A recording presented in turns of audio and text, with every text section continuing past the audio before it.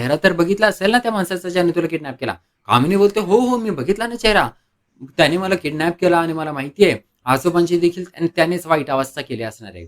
मग अन्नपूर्णा आजीला प्रश्न पडतो, "1 मिनिट.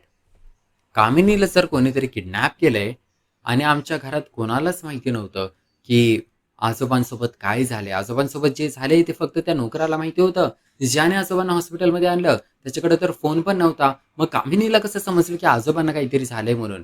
कामिनी तर एवढे दिवस कुठेतरी तिला तर किडनॅप करून ठेवलं होतं गुंडांनी. तिला कुठून समजलं आजोबांविषयी? आणि अशा पद्धतीने अन्नपूर्णा आजी एवढे उलट प्रश्न करते कामिनीला, एवढे उलट प्रश्न करते, की कामिनी आता घाबरून जाते. म्हणजे अन्नपूर्णा आजीला कुठेतरी संशय आलाय, की या कामिनीनेच आजोबांच्या जीवाचा बरं वाईट करण्याचा प्रयत्न केला. त्यांनीच आजोबांवर जीव घेणा हल्ला केला आणि मग ती कामिनी गायब झाली, असं दाखवण्यासाठी, की मलाच कोणीतरी किडनॅप केलंय. आता मित्रांनो, अन्नपूर्णा आजी हे शोधू शकेल का, की त्या कामिनीनेच हे सगळं केलंय? हे तर आपल्याला पुढेच बघायला मिळेल.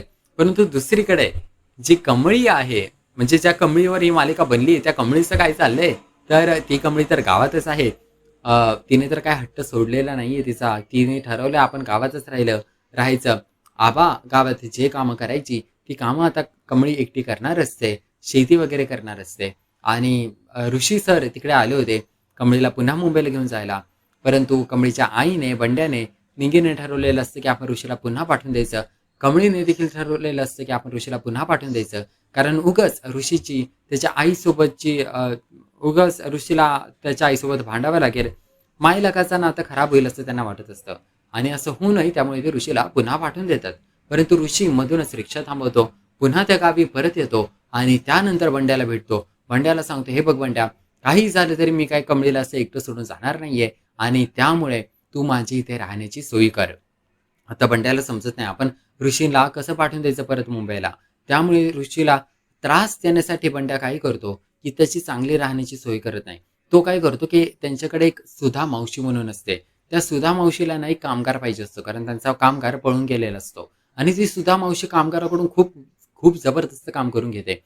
मग आता झालेलं असं असतं, की सुधा मावशी या कामगाराकडून काम करून घेणार असते. तिला कामगार पाहिजे असतो. मग बंड्या ऋषीलाच एक कामगार म्हणून ठेवतो त्या सुधा मावशीकडे. बंड्या ऋषीला सांगतो, की आमच्या गावात काय हॉटेल वगैरे नसतं. इकडे जर तुला राहायचं असेल, तर तुला इकडे कामं करावी लागतील. या सुधा मावशीच्या घरी तू राहू शकतो. ती तुला खायला प्यायला घालेल आणि तिच्याकडे काम करायचं. आता यामुळे झालेलं असं असतं, की ऋषी बोलतो, "1 मिनिट हे काय चाललंय? म्हणजे तुमच्याकडे हॉटेल वगैरे नाहीये का? राहण्याची व्यवस्था नाहीये का? मी पैसे देईल ना, मी पैसे देतो. मला कुणाच्या हाताखाली काम का करायचंय?" तर ती सुधा मावशी म्हणते, "मला काय पैसे-बिसे नाही पाहिजेत. मला कामगार पाहिजे, जो माझं शेत, गुरं सांभाळेल.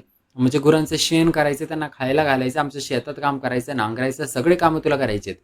आता यामुळे ऋषीला खूप टेन्शन येतं. म्हणजे मागचा कामगार पण सुधा मावशीकडून याचमुळे पळून गेला होता. तिथे खूप काम करून घेते आणि ऋषीच्या अंगावर आता हे सगळं काम आलेलं असतं. बंड्या मुद्दाम सुधा मावशीकडेच ऋषीला कामाला लावतो. म्हणजे की ऋषीची पूर्ण म्हणजे ऋषी पूर्ण दमून जाईल. त्याचा पूर्ण त्राण निघून जाईल आणि त्यानंतर तो मुंबईला स्वतःहून निघून जाईल. परंतु ऋषी कमळीला घेतल्याशिवाय काय मुंबईला जायचं नाही असं ठरवून बसलेला असतो आणि त्यामुळे तो सुधा मावशीच्या हाताखाली कामाला लागतो. तो सगळी कामं करतो. मग कमळी जी आहे ती निंगीसोबत शेतात असते आणि तिला अचानक ऋषी दिसतो, जो की शेतात काम करतोय दुसऱ्या शेतामध्ये आणि कमळीला वाटतं असं कसं आहे, हे ऋषी सर कसे आहेत? आणि ज्यावेळेस मग निंगी बघते तेव्हा तर तिला कोणी दिसत नाही. तिला वाटतं की कमळीला ऋषी सरांचा भास होतोय की काय? निंगी बोलते, "कमळी तुला ताप-बीप आला असेल."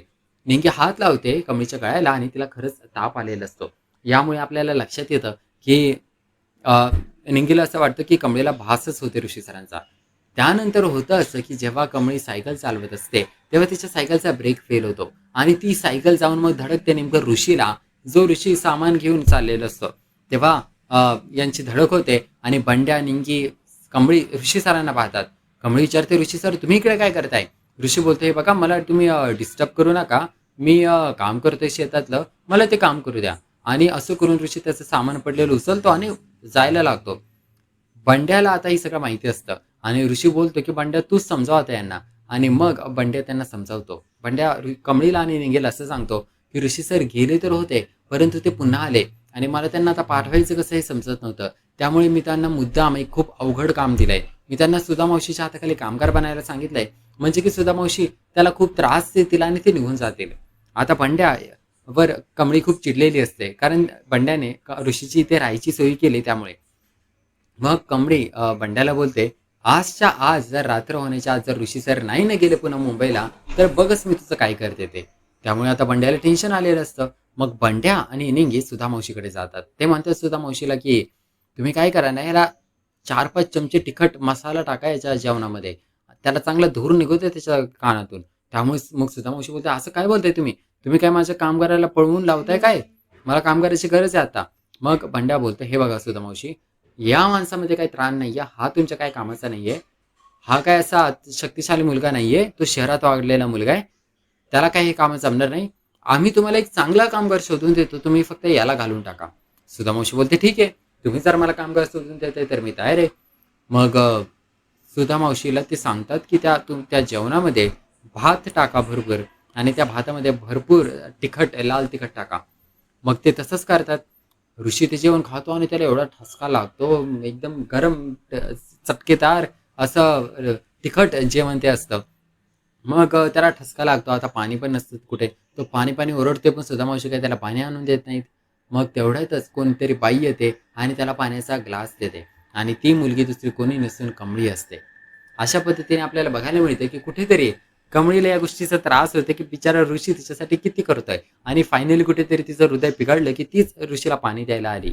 मग असंच दिसतं, की आता ऋषी तर इकडेच गावातच राहील आणि तिकडे नयनताराला काही समजत नाही ऋषीला झालंय काय, तो तो असा का बसलाय. तर पाहूया मालिकेत पुढे नेमकं काय होतंय ते. या सगळ्यावरचं तुमचं मत नक्की कॉमेंट करा. आपण भेटूया मालिकेच्या पुढील भागात आणि पाहूया मालिकेत पुढे काय होते ते.